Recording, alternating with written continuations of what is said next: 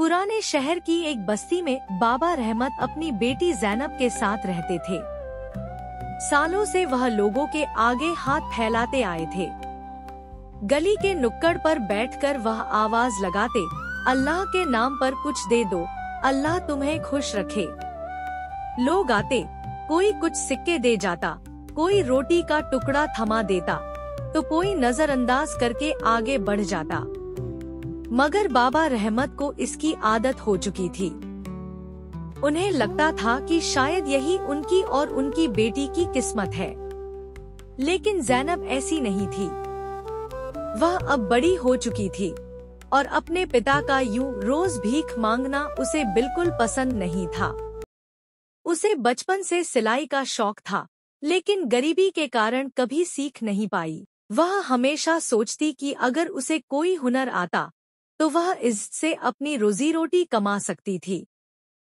एक दिन जब वह अपने पिता के पास बैठी थी, एक आदमी ने बाबा रहमत के हाथ में कुछ सिक्के रखे और कहा, बाबा, जिंदगी में कुछ करने की कोशिश क्यों नहीं करते? मेहनत करने वाला हाथ मांगने वाले हाथ से बेहतर होता है। जैनब ने यह बात ध्यान से सुनी और उसके दिल में उम्मीद की एक किरण जाग उठी। अगले दिन जैनब मोहल्ले के दर्जी चाचा करीम के पास जा पहुंची। वह नेकदिल इंसान थे और जरूरतमंदों की मदद करना पसंद करते थे। चाचा, क्या आप मुझे सिलाई सिखा सकते हैं?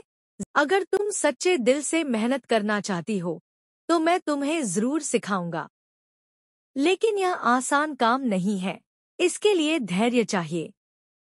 मैं तैयार हूँ, जैनब ने पूरे आत्मविश्वास से कहा। शुरुआत में जब वह मशीन पर कपड़ा रखकर सिलाई करने की कोशिश करती तो कभी सिलाई टेढ़ी हो जाती, कभी सुई टूट जाती, लेकिन उसने हिम्मत नहीं हारी। दुकान में एक और कारीगर, रफीक, भी काम करता था, जो जैनब का मजाक उड़ाता और कहता, अरे फकीर की बेटी, तुम्हें क्या पता काम कैसे होता है?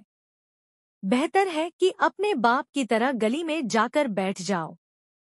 लेकिन जैनब ने उसकी बातों पर ध्यान नहीं दिया। वह चुपचाप मेहनत करती रही। कुछ महीनों बाद जैनब ने अपना पहला दुपट्टा सिया। जब करीम चाचा ने उसे देखा, वाह बेटी, यह तो बहुत खूबसूरत है। अब तुम काम सीख गई हो। करीम चाचा ने जैनब को उसकी पहली कमाई दी। शाम को जब जैनब घर पहुंची तो उसने वे पैसे बाबा रहमत के हाथों में रख दिए। अब्बा, यह मेरी पहली कमाई है। अब हमें किसी के आगे हाथ फैलाने की जरूरत नहीं। अब्बा, मैंने सिलाई सीखी है और अब हम अपनी मेहनत से जिंदगी गुजारेंगे।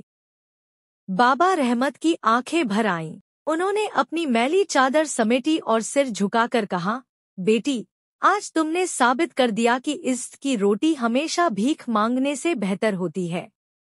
मैं आज से भीख मांगना छोड़ रहा हूँ। उस दिन के बाद जैनब दिन रात काम करने लगी। धीरे धीरे उसकी पहचान बनने लगी। लोग उससे सिलाई करवाने लगे और जल्द ही उसने एक छोटी सी दुकान खोल ली। अब बाबा रहमत गर्व से अपनी बेटी को देखते और उनकी दुआओं में हमेशा यही होता, या अल्लाह, मेरी बेटी की मेहनत में बरकत दे। यह कहानी हमें सिखाती है कि इज्जत हमेशा मेहनत में है और अगर नीयत सच्ची हो तो कोई भी अपनी किस्मत बदल सकता है।